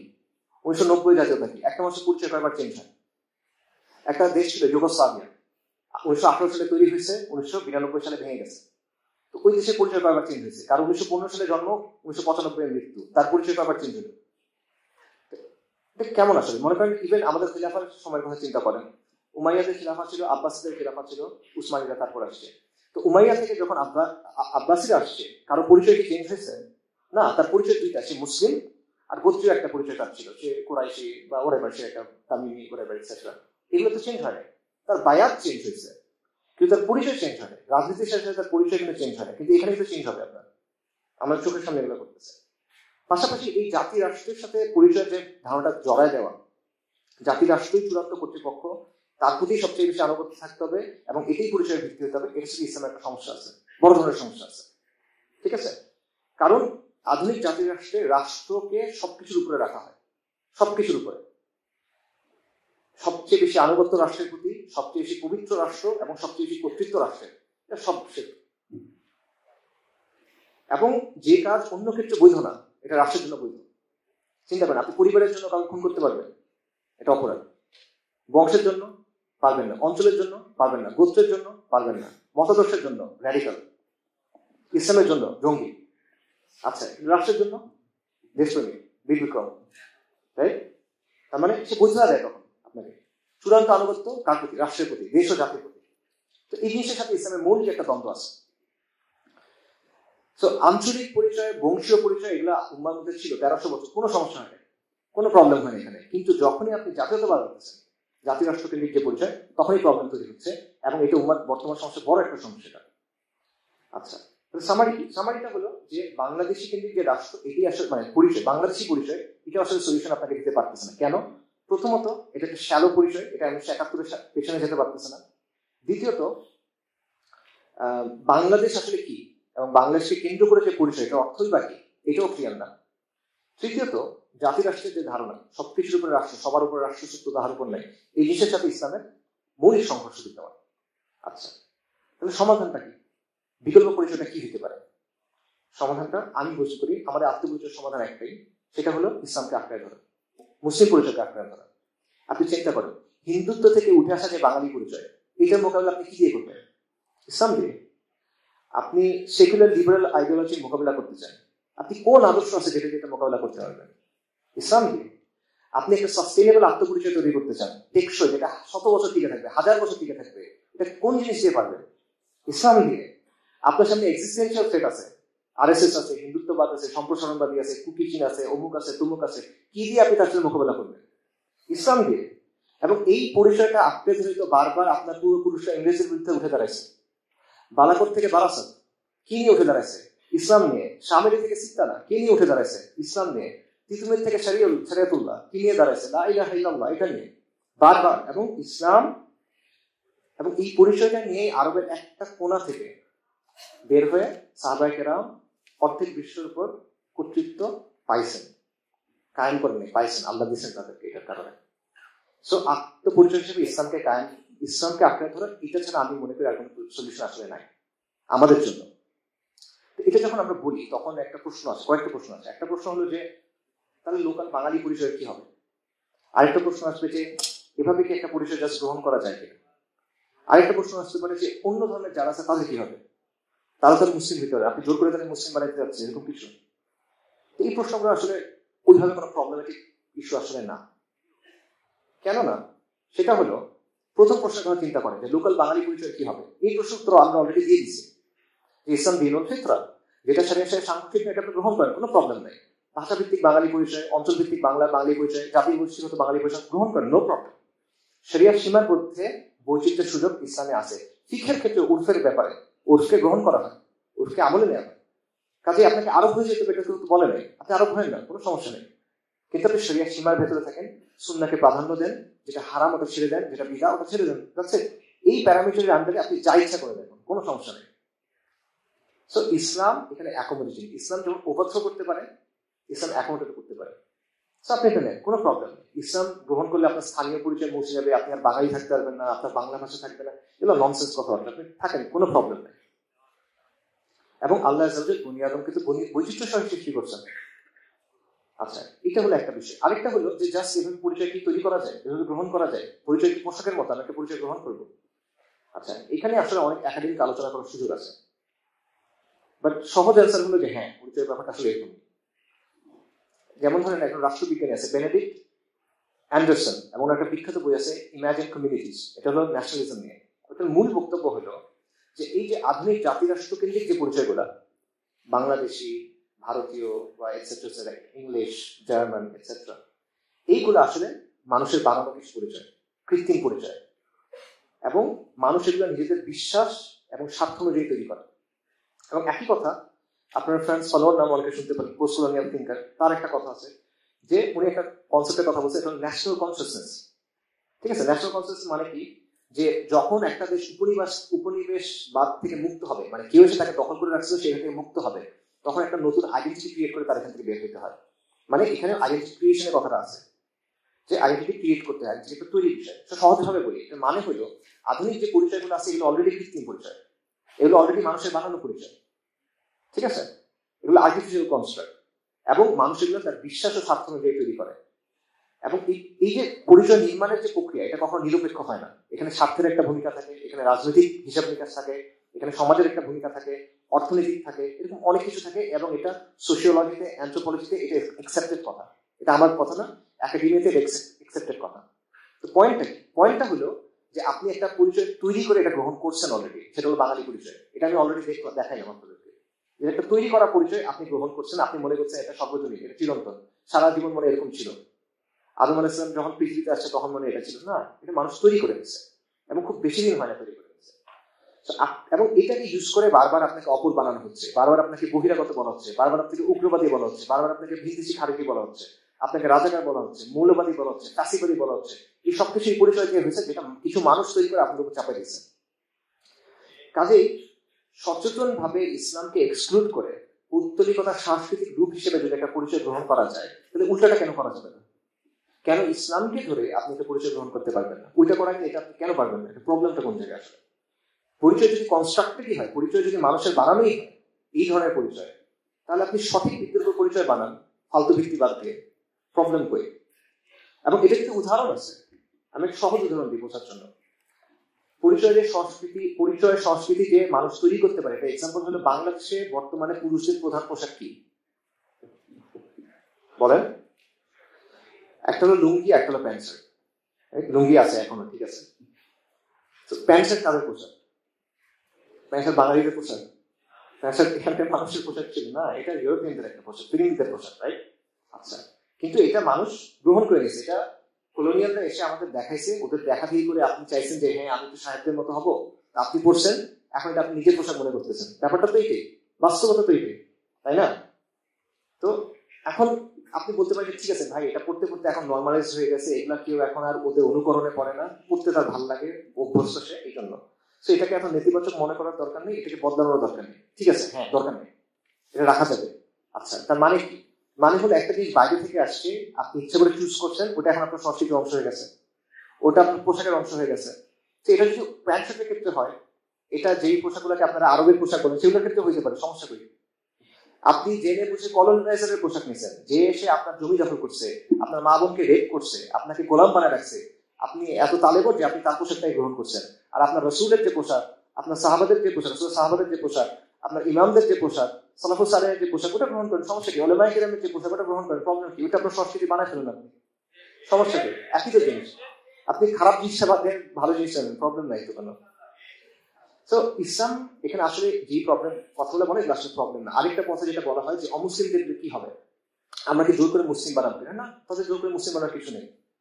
ইতিহাসের দিকে তাকান, ইসলামী খিলাফা যখন ছিল তখন কয়েক শতাব্দী যাবত বিলাদুস শাম, যেটা সিরিয়া, যেটা এখানের অধিকাংশ মানুষ ছিল আহলে কিতাব। কয়েক শতাব্দী যাবত আহলে কিতাব ছিল, তারা ভালো মতো থাকছিলেন, কোনো প্রবলেম হয় নাই। আন্দালুসে আহলে কিতাব অনেক ছিল, কোনো প্রবলেম হয় নাই, তারা নিরাপত্তার সাথে থাকছে, সালামতের সাথে থাকছে, এবং এই উপমহাদেশে লম্বা সময় পর্যন্ত থাকছে। এবং এখানে শাসকরা এত বেশি অ্যাকোমোডেট করছে এখানকার পৌত্তলিকদের, যে অনেক সময় তারা শরিয়ার সীমা ছাড়া চলে গেছে, এত বেশি অ্যাকোমোডেট করছে। এগুলো বাস্তব। এবং উসমানীদের সময় দেখেন, উসমানীর একটা সিস্টেম ছিল মিল্লেত সিস্টেম বা মিল্লেত স্ট্রাকচার। সেটা হলো যে যারা বিভিন্ন কমিউনিটি আছে তারা নিজেদের সালিশ করতে পারবে তাদের শরীয় অনুযায়ী। ইহুদিরা ফর এক্সাম্পল তাদের শরীর নিয়ে নিজেদের ভেতরে সালিশ করতে পারবে, বিচার করতে পারবে। আধুনিক রাষ্ট্র তাকে এই সুযোগ দেয় না, কিন্তু শরিয়া তাকে এই সুযোগটা দিবে, তাদের বিষয়ে তারা ভাবে সমাধান করতে পারবে। এবং তাদেরকে আহলুল জিম্মা হিসেবে সে থাকবে, সমস্যা কোন জায়গায়? তার বর্তমান রাষ্ট্র যে পরিমাণ ট্যাক্স নেয়, তারা এরকম কোনো কিছু করতে হবে না, জিজিয়া দিবে। বর্তমান রাষ্ট্রে তার কোনো ডিউটিও নেই, যুদ্ধ করার দরকার নেই, এটা নাই সেটা, জাস্ট জিজিয়া, আর কোনো কিছু তো নেই। ট্যাক্সের তুলনায় ফার লেস অ্যামাউন্ট তার দিতে হবে, এবং এর চেয়ে বেটার এই সে পাবে শরিয়া থাকলে। তবে শরিয়া থাকতে হবে, শরিয়া না থাকলে প্রবলেম আছে। শরিয়া না থাকলে যেটা হবে, সেকুলার পলিটিশিয়ান যারা আছে তারা রাজনৈতিক স্বার্থে দাঙ্গা লাগাবে। এটা প্রমাণ আমাদের সামনে অনেক আছে। সে নিজে কোনো দিন মানে না, ধর্মের কোনো কিছু নাই, করতেছে সেকুলার পলিটিক্স, বাট সে এগুলো ইউজ করে সেকুলার পলিটিক্স এর জন্য, এটা বাস্তব। আরেকটা যেটা হয়, জমি দখল করবে, এক্সপ্লয়েট করবে, এই জিনিসপত্রগুলো হয় বাস্তব এটা। এবং শরিয়া না থাকলে যেটা হবে, মুসলিম সমাজের মধ্যেও অনেক ধরনের মেজরিটেরিয়ান টেন্ডেন্সি থাকবে, যেটার কারণে বিশৃঙ্খলা হবে। এগুলো শরিয়াটা থাকবে, শরিয়া থাকলে এই প্রবলেমগুলো হবে না ইনশাআল্লাহ। সো মূল বিষয়টা হলো যে এই প্রবলেমগুলো যে বললাম, এগুলো আসলে এত বড় কোনো প্রবলেম না। প্রবলেমটা কোন জায়গায়? প্রবলেমটা হলো যে সেকুলারিজমও একটা প্রতিষ্ঠিত শক্তি, বাঙালি পরিচয়টা একটা প্রতিষ্ঠিত শক্তি। দুইটাকে একসাথে ট্যাকেল করার ক্ষেত্রে আমাদের মধ্যে একটা ভয় কাজ করে। ঠিক আছে, একটাকে ট্যাকেল করি, বাঙালি পরিচয়টা ট্যাকেল করি, কিন্তু সেকুলারিজমকে আঁকড়ে ধরে করি, একসাথে দুটোর বিরুদ্ধে যাওয়া আসলে ঠিক হবে না। সো যারা অলরেডি আগে থেকে সেকুলারিজমের প্রতি কমিটেড, তারা অবশ্যই বিভিন্ন ভাবে সেকুলার পরিচয় আনবে, লালন পন্থা বলেন বা অন্য কোনো পন্থা বলেন, এইভাবে সে ওটাই আনবে। কিন্তু যারা ইসলামের প্রতি ইনক্লাইন, তাদের ক্ষেত্রে যেটা হলো যে যখন ইসলামকে আঁকড়াই ধরার কথাটা আসে, পরিপূর্ণভাবে ইসলামকেই ধরবো, অন্য কিছু না, তখন তারা একটু থমকা যায়, because they think it's a daunting task, এটা কোনো কঠিন একটা কাজ মনে হয়। বাট আসলে ব্যাপারটা এতটা কঠিন, এটা আমাদের মনের মধ্যে একটা সমস্যা। যে এবং এর বাইরে আসলে আমাদের সামনে অন্য কোনো পথ খোলাও নাই, আর কোনো আইডেন্টিটি নাই যেটা আপনি গ্রহণ করতে পারবেন, যেটা আপনাকে এই সমস্যাগুলোর সমাধান দিবে। আপনারা লালনপন্থী হবেন না, আপনার কাওয়ালিপন্থী হবেন না, বা হলেও আসলে আপনি প্রবলেমগুলো সমাধান করতে পারতেছেন না আলটিমেটলি। সো লং রানে আমাদের যদি আত্মপরিচয়ের সংকটটা কাটাইতে হয়, ওই আসাবিয়া আমাদের দরকার হয়, যেটা কথা ইবনে খালদুন বলতেছেন, বা কালেকটিভ কনসিয়াসনেস বলেন, বা ফলস ক্রাইস্ট বলেন, যেটাই বলেন, এটার জন্য একমাত্র সমাধান হয় আপনার মুসলিম পরিচয়টাকে আঁকড়ে ধরতে হবে, এবং আপনার ইসলামকে আঁকড়ে ধরতে হবে। এবং তখনই আপনি বিদ্যমান সংকটগুলো মোকাবেলা করতে পারবেন, তখনই আপনি একটা সভ্যতা হিসেবে তৈরি করার, সমাজ হিসেবে শক্তিশালী সমাজ হিসেবে তৈরি করার সুযোগটা পাবেন, তখন। এর আগে পারবেন না, এর ছাড়া পারবেন না। এবং বর্তমানে যে বাঙালি পরিচয়টা আছে, পলিটিক্যাল বাঙালি পরিচয় আছে, এটা আমাদেরকে প্রত্যাখ্যান করতে হবে, কারণ এটা জাস্ট একটা পরিচয় না, এটা একটা বয়ান, এটা একটা রাজনীতি। এটা হলো ওই বয়ান যেটা দিয়ে দেশের 90% মানুষকে রাজাকার বানায় যাচ্ছে। এটা হলো ওই বয়ান যেটা দিয়ে নবী সাল্লাল্লাহু আলাইহি ওয়াসাল্লামের অবমাননাকারীদের বিরুদ্ধে শান্তিপূর্ণ প্রতিবাদ করতে আসছে, তাদের উপর ম্যাসাকার চালানো যায়, সকালবেলা তাদেরকে বলা যায় তাণ্ডবকারী। এটা হলো ওই বয়ান যেটা দিয়ে নির্বিচারে আন্দোলনের সময় সহিংসতা করা যায়। এটা ওই বয়ান যেটা দিয়ে আবরার ফাহাদকে পিটায় মেরে ফেলা যায়। এবং এটা হলো ওই বয়ান যেটার মাধ্যমে মুজিববাদ প্রতিষ্ঠিত হয়। 75 সালের পর আওয়ামী লীগ ফিরে এসে আওয়ামী জাহেলিয়াত 16 বছর আপনার উপর চাপা দিতে পারে, এটা ওই বয়ান। এবং এটা ওই বয়ান যেটার কারণে মোদির বিরুদ্ধে আপনি রাস্তায় নেমে জাস্ট আন্দোলন করছে, আর কিচ্ছু করে নাই। এইটার জন্য মসজিদে ঢুকে মুসল্লিদের পেটানো হয়, দাড়ি টেনে ছিঁড়া হয়, আলেমুল আমাদের জেলে দেওয়া হয়, সেটা না, তাদের চুরি চুহরণ করা হয়, ধর্ষণের মামলা দেওয়া হয়। এটা বাঙালি বয়ানের অবস্থা, ঠিক আছে? সো এবং এটা আলটিমেটলি ওই বয়ান যেটার মাধ্যমে ভারতীয় সম্প্রসারণবাদী যে এজেন্ডা আছে এটা শক্তিশালী হয়। সো এই বয়ানের ভিতরে এবং এই পরিচয়ের মধ্যে আপনি সবসময় বাইরের লোক, আপনি সবসময় সেকেন্ড ক্লাস সিটিজেন। এটা আপনি চেরি পিকিং করে এখান থেকে নিবো, এখান থেকে নিবো, বা কিছু এখানে রং করবো, এখানে করবো, এইভাবে হবে না। এটা সমাধান করতে পারবেন না। আপনি এগুলোর ইসলামাইজেশন করতে পারবেন না। আপনি ভাবতেছেন যে আপনি 21শে ফেব্রুয়ারিতে নাচ গাইবেন, আপনি ভাবতেছেন যে আপনি পহেলা বৈশাখে কাওয়ালি গাইবেন, আপনি ভাবছেন আপনি 16 ডিসেম্বরে নাসিক বানাবেন। লাভ নাই, এটা করে কোনো লাভ নেই। আপনার উদ্দেশ্য যতই শুদ্ধ হোক, আপনি মূলত কি করছেন? তার যে হেজেমনি আছে, তার যে আধিপত্য আছে, তার যে বয়ান আছে, সেটাকে শক্তিশালী করতেছেন এবং ওটাকে বৈধতা দিচ্ছেন। আপনি চ্যালেঞ্জ করতে পারবেন, আপনি ওটাকে বৈধতা দিচ্ছেন। এখানে শরিয়া আপত্তি তো আছে, শরিয়া আপত্তি অনেক এখানে, বাকি এটা আকলি ভাবে এটা ঠিক না। দীর্ঘমেয়াদে এটা ফলাফল খুবই ক্ষতিকর। এবং একটা কাজ আগে বলছি, আবারও বলছি, নেক নিয়তে আপনি ভুল কাজ করেন, ইখলাসের সাথে ভুল কাজ করেন, আচ্ছা ভুল, ঠিক আছে না? সো আত্মপরিচয়ের বিকল্প একটা বয়ান যদি আপনি তৈরি করতে চান, এটা আপনার করতে হবে তার নিয়ন্ত্রণ থেকে বাইরে হয়ে, তার জমি থেকে বাইরে এটা করতে হবে, তাকে চ্যালেঞ্জ করে এটা করতে হবে, তার সাথে মানে হ্যান্ডশেক করতে করতে আপনি পারবেন না। এটা দ্বন্দ্ব, এটা আদর্শিক দ্বন্দ্ব, এটা একটা লড়াই এটা। এবং প্রতিপক্ষের আধিপত্যকে যদি আপনি চ্যালেঞ্জ করতে চান, তাহলে এই বাঙালি এবং বাঙালিত্বের যে ধারণা, এটাকে প্রত্যাখ্যান করতে হবে, যদি কিন্তু ছাড়া ফুল অন করতে হবে। তা না হলে আপনি এটা করতে পারবেন না। আপনি যদি খেলেন, আপনি কেন খেলবেন? জিতার জন্য খেলবেন না ড্র করার জন্য খেলবেন, নাকি সম্মানজনক পরাজয়ের জন্য খেলবেন? মানুষ মানে সম্মানজনক পরাজয়ের জন্য খেলবেন কিনা, এটা হলো সম্মানজনক পরাজয়ের জন্য খেলা, ইসলামাইজ করার চেষ্টাটা। দেখেন, ফিরিঙ্গি আপনার সাথে মাতবুরি কখন করবে? যখন আপনি তার বাসায় গিয়ে স্পুন আর ফর্ক দিয়ে খাওয়ার চেষ্টা করছেন, কাঁটা চামচ আর এই চামচে খাওয়ার চেষ্টা করছেন, যখন আপনি তার মধ্যে টাই করার চেষ্টা করতেছেন, তার মধ্যে স্যুপ বানানোর চেষ্টা করছেন, তখন সে আপনার সাথে মাতবুরি করবে, ঠিক আছে? আপনি তার অনুকরণ করার চেষ্টা করতেছেন, তার কাছ থেকে অ্যাপ্রুভাল চাচ্ছেন, জাতীয়ত্ব চাচ্ছেন, তখন সে আপনাকে নাচাইতে পারবে। কারণ প্রতিপক্ষের অনুমোদন চাওয়া মানে প্রতিপক্ষকে শক্তিশালী করা, প্রতিপক্ষের মাপকাঠিকে প্রত্যাখ্যান করা মানে তাকে চ্যালেঞ্জ করা, তার ন্যারেটিভটা, তার ফ্রেমটা আপনি চ্যালেঞ্জ করতে হবে। তখন তার শক্তি সরাই নিচ্ছেন, তখন আপনাকে বলার কিছু নেই, এই তুমি লুঙ্গি পরে আসছো কেন, তুমি স্যুট পরে আসছো কেন, এটা আমার পোশাক, সমস্যা রয়েছে, ঠিক আছে? তো এই মাতবরের সুযোগটা তার কাছ থেকে সরাই দিতে হবে। এই বাঙালি সংস্কৃতির জমিদার যারা আছে, এদের কাছ থেকে জিনিসটা সরাই নিতে হবে। তাকে অনুমোদন দেওয়ার দরকার নেই, তার কাছে নমনম হওয়ার দরকার নেই, এখান থেকে বের হয়ে আসতে হবে আপনার। এবং এই জন্য যেটা করতে হবে যে মুসলিম পরিচয়টা আঁকড়ায় ধরতে হবে এবং ইসলামটাকে প্রপারলি আঁকড়ায় ধরতে হবে। এটার বাইরে আসলে আলটিমেটলি এই আত্মপরিচয় সংকট সমাধানের কোনো ওয়ে আমি দেখি না। ফাইনাল কথা বলি, সেটা হলো যে দেখেন, বাংলা আমাদের ভাষা, এটা আমাদের মাটি, এই জমিনটা আমাদের, এই জবানটা আমাদের, এটা নিয়ে আমাদের মধ্যে কোনো হীনমন্যতা নাই, এটা নিয়ে আমাদের মধ্যে বিন্দুমাত্র হীনমন্যতা নাই। আমরা এই জমিনের সন্তান, এখানে আমাদের ইতিহাস আছে, এখানে আমাদের নারী লেগে আছে, এখানে আমাদের অতীত বর্তমান ভবিষ্যৎ লেগে আছে। কিন্তু এটাকে আমি যে ভালোবাসি, এটার প্রমাণটা আমি কোনো জমিদারকে গিয়ে দিব না, তার কাছে গিয়ে এটা প্রমাণ দেওয়ার আমার কোনো প্রয়োজন নাই। এবং আমরা এটা বুঝতে হবে যে এই ভূখণ্ডের অস্তিত্ব বলেন, বা আপনি আপনার ইমান বলেন, বা আপনি আপনার ভবিষ্যৎ বলেন, আপনার সমাজকে বলেন, এটাকে যদি আপনি টিকায় রাখতে চান, তাহলে আপনার এই বাঙালিত্বের যে বয়ান, বাঙালি জাতীয়তাবাদের যে বয়ান, বাঙালি আনার যে পরিচয়, এটাকে আপনার যদি কিন্তু ছাড়া প্রত্যাখ্যান করতে হবে। গাজী ইমাদুদ্দিনের উত্তরসূরিরা এখনো পৃথিবীতে আছে, ঠিক আছে? আর বাঙালি পরিচয় নিয়ে আছে, আমরাই তো আছি এখানে, তাই না? তো আপনার প্রয়োজন নাই তাদের কাছে গিয়ে মাথা নিচু করে তার কাছ থেকে অ্যাপ্রুভাল নেন। এই মাটিটা নিয়েও আমরা গর্বিত, এটার ইতিহাসটা নিয়েও গর্বিত, এই পরিচয় নিয়েও আমরা গর্বিত, এটা কোনোটা আমরা ছাড়ার কথা বলতেছি না। কিন্তু যদি আপনি আমার সামনে এইভাবে জিনিসটা প্রেজেন্ট করেন যে তুমি হয় বাঙালি হবা অথবা তুমি ইসলামের জিনিসটা ছাড়বা, আপনি যদি আমার এই বাঙালিকে আল্লাহর সামনে দাঁড় করাতে চান, আমি প্রতিবার কোনটা গ্রহণ করব? ইসলামকে গ্রহণ করব। আপনি যদি এই পরিচয়কে, এই সংস্কৃতিকে, এই ভাষাকে আপনি এইভাবে নিয়ে আসেন যে এটা অথবা ওটা, আমি কোনটা গ্রহণ করব? ইসলাম গ্রহণ করব। আপনি যদি আমার দিনকে বাদ দেওয়ার কথা বলেন, তাহলে আমি কোনটা গ্রহণ করব? আমার দিন আমি গ্রহণ করব। দিল্লি না ঢাকা? ঢাকা। কলকাতা না বাংলা? বাংলা। লালন না শাহজাহান? বাঙালি নাকি মুসলিম? আল্লাহুম্মা মাসলুম মুজাহিদিন ফি ফিলিস্তিন, আল্লাহুম্মা মাসলুম মুজাহিদিন ফি গাজা, আল্লাহুম্মা জুদনি শাহজাহান ফি সাবিলি। আসসালামু আলাইকুম ওয়া রাহমাতুল্লাহ।